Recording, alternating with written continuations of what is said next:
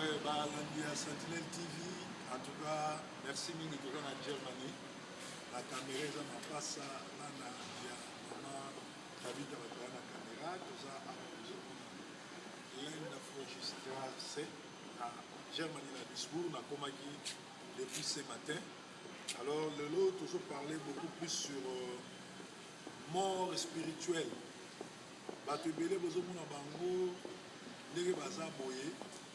Tu passes un petit peu maintenant t'approcher. Et aux hommes boye, basi bakufa, mort spirituelle et ali, mort charnel pesali. Tous en a deux sortes de mort.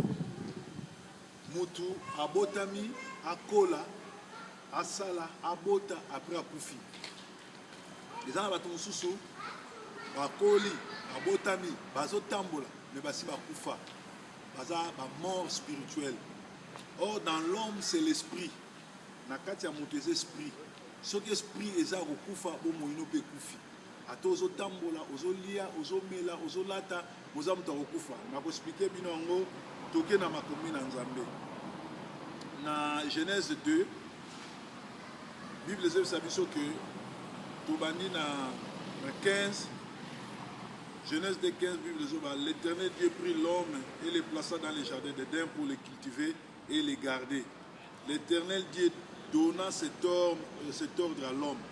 Tu ne pourras manger de tous les arbres du jardin, mais tu ne mangeras pas l'arbre de la connaissance du bien et du mal, car les jours où tu en mangeras, tu mourras certainement. Bible zoloba, arbre ya connaissance ya bien na malamu, ya malamu na mabe, mukolo mutokolia ngo akokufa certainement. Une journée devant Dieu est égale à 1000 ans, et 1000 ans devant Dieu est égal à une journée. Adana Ève, l'air aussi nibe kwa Nzambe te ba lembuma ba continuer ki ko vivre mais spirituellement ba kufaki. Alors Nzambe yebisi Adana Ève alobi na pesio jardin kengela ngo batela ngo lia ba arbre nyonso ba mbuma nyonso toza na jardin lia. Mais arbre ya connaissance ya mabe na malamu kolia te mukolo yo kolia ngo okokufa certainement. Bible dit que Adam aliaki mouma mais a continué à vivre. C'est-à-dire Adam azaki ko continuer à vivre charnellement mais spirituellement a kufaki déjà. Le lopé nous en a battu belé ou ici ba kufi spirituellement. Le lopé nous en a battu belé ou bazo vivre na bango mais spirituellement si ba kufa. Oye ba muto azo vivre a kufa spirituellement neni.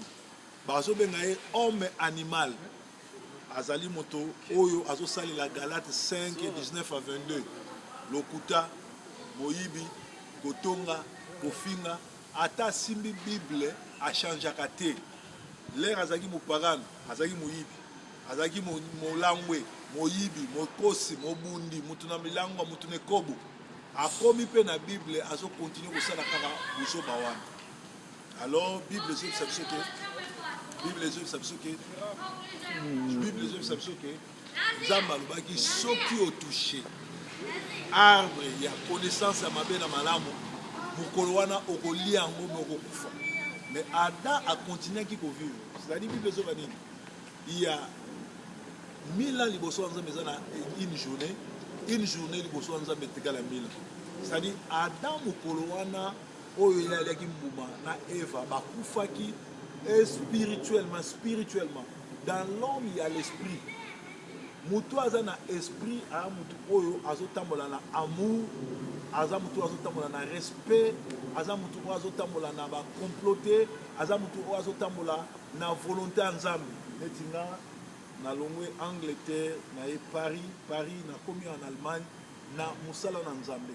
Nazokende de ndako na ndako kote asambalamu komema gete kobondela pona bato. Mutu oyo azali charnellement boyeba ye azana ba verset azana nyonso ateyaka Bible mais asalelaka Bible te. Mais to baki ko lala ko lampeza petit te za bongo na petit déjeuner on dirait qu'à Germanie to stokomaki désolé kamalamu Nzamba pambola ba oyo nyonso to bana contact na biso bana posa na biso numéro za na C parce que tokokutana na bato na Frankfurt tokutana na Stuttgart nazala na Duisbourg nazaki na Düsseldorf na Cologne et puis na Dortmund. Après dans Zovidon na 3 jours na travaillé na baville oyo surtout côté à Samala moko magété.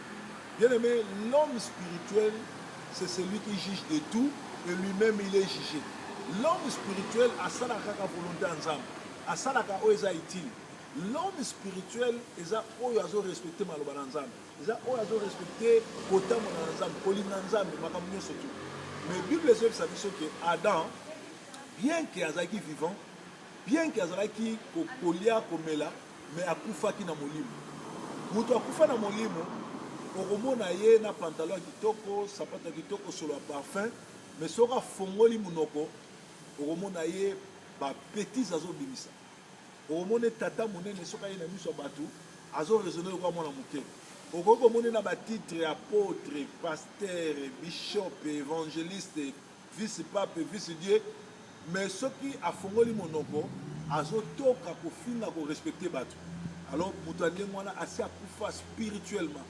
Or, Bible dit que Adam, premier Adam, ezali bongo, Ève, akufaki spirituellement, puis babengana qui est dans le jardin, où ezali paradis, mais deuxième Adam, ezali Jésus, où ayaki pour ressusciter, puis ayaki pour gagner.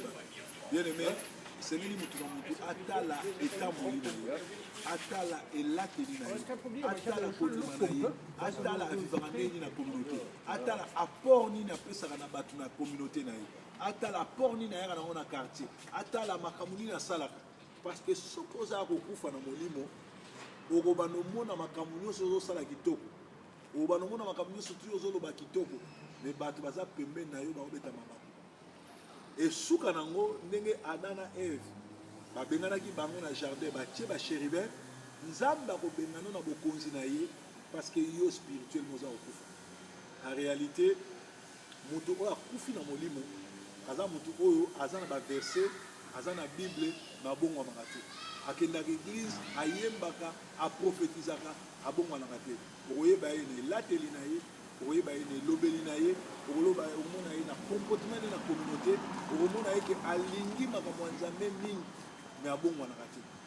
Bible ezoloba bato tu bakutana na Yesu bachangea eza na mutu moko te akoki kokende na salle de bain azwi savon na mafuta ana nani apakoli après alobi ke asokoli mais tomoni ye kaka na salite, c'est-à-dire mutu nyonso tu akotaka na mai na savon na linuka soki asali 10 minutes 15 minutes abimaka aza fraîche aminiki peza bien eko esa 15 minutes ekomi na combien de minutes 15 c'est comme na 8 minutes 8 minutes na 15 okati. Alors mutu na Nzambe aza mutu oyo liloba na Nzambe ezo sokola ye. Bible ezoloba déjà vous êtes pire à cause d'avoir écouté la parole. Jésus a zolebisa bayekoli na ye alobi vous êtes pire pour avoir écouté la parole. La parole que vous écoutez est vie et sûreté. Alors comment vous avez dit que Nzambe obonga na te? Vous avez dit que Nzambe etikali moyibi, vous avez dit que Nzambe changera te, tout simplement parce que molimo na yo ese kufa. Bien aimé soki molimo no ekufi ata ba bengisi ba archibishop, ata ba bengisi ba archipape. Soko sali rencontre personnelle na Nzambe te. Soko tubeli masumu te, soko zongeli bolingo na kala te, ezali peine perdue. Yamala tozo senga na bato nyonso tu oyo azotambola lisusu na molimo te, akomi kotambola na nzoto, akomi charnel, akomi avant abondela mpona motu osenga mbongo, akomi mosala na Nzambe ekomi lokola ye nde visi Nzambe atakisaka bato, anyokolaka bato, asala bato mabe, akosaka bato, abandi meme kokosa bato na bafaux miracle ngonga yango ya kopesa bomoino epa Nzambe. Bien aimé, Yesu azoya lola zali lifelo yali tokokota lola na par rapport à misala na biso sa mabele tokokota pe lifelo par rapport ya misala na biso na sa mabele. Or na ngongo bato ebele bazokende na baeglise, bato ebele bazokende kosambela meti lelo na bakutana na Yesu te. We okutana na pasteur, okutana na bishop, okutana na prophète, okutana na archibishop, okutana na moto na Nzambe oyo okumisa maintenant okutana na Nzambe te. Na kosema na mutu mutakutana na Nzambe. Adam na Ève tango yebisa bango ke soki bole mbuma ya connaissance ya mabe na malamu certainement bokokufa. bakontinaki kovivre me bazalaki déjà bakufa na molimo. Lelo mpe toza na bato ebele bakendaka dimanche na église bazosambela bazolala bagene bapriere balalaka na baeglise bapesaka misolo bayembaka me en réalité bakufa na molimo bazali lisusu ata na likambo ya nzambe te bayokaka lisusu ata mongongo ya nzambe te. Koma yo moto osala 10 ans 15 ans 5 ans na église oyoka nano voix audible ya nzambe te oza na puissance ya Saint-Esprit te ozwa baptême ya puissance ya Saint-Esprit te ozoyeba te wapi mabe wapi malamu ozoyeba te wapi tozosalela wapi tala tozosalela mighty God bangle babengaki mighty God. Mighty God azali mokeli na likolo na nse ye moto asala nyonso. Tokoki kokosa bavoisin tokoki kokosa bato na nzela mais mighty God bakosaki te. Bien aimé tokomi na ntango ya suka makambo ezoleka na baeglise makambo ezoleka na bacommunauté makambo ezoleka na gauche na droite einterpele biso soki toboyi kopesa bomoi na biso epa ya yesu. Ata lelo tokosi tozwi babibla minene tozwi basutane bakroi bachenete tozobima lokola bacentre na miso ya bato nzambe oyo akela likolo na nsa yebi motema na biso yabiki tobongwana te okoki koapparaître na yo mosantu ozokosa bato kokotaka bagene ya 40 jours 50 jours entre temps ozokende olia no na barestaurant na ndako no batutu bayebi koliaka omelaka no masanga omelaka bawiski tu etu mozobima mosantu ozokosa bato na sa mokili mozokosa nzambe te. Bato ebele bazali spirituellement kokufa agenaka te apriaka te akoma kokosela Saint-Esprit makambo.